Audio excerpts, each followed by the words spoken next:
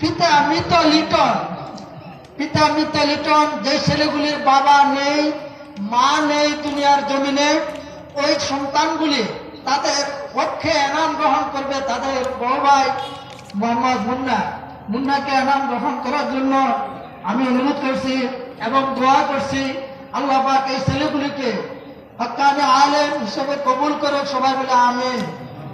তারপরে যিনি এনাম গ্রহণ করছেন হাফেজ মোহাম্মদ আরাফাত হোসেন, তুমি তোমার আপুকে পুরস্কার গ্রহণ করার জন্য ডাকো।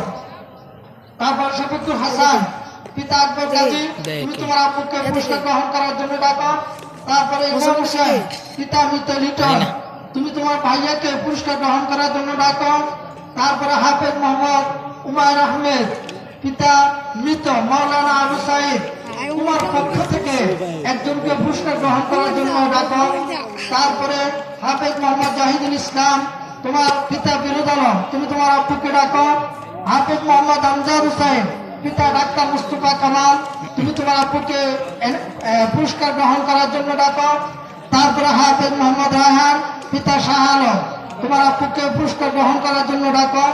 তারপরে হাফেজ মোহাম্মদ শিহাবুদ্দিন, পিতা কামাল উদ্দিন, তুমি তোমার আব্বুকে পুরস্কার গ্রহণ করার জন্য ডাকো।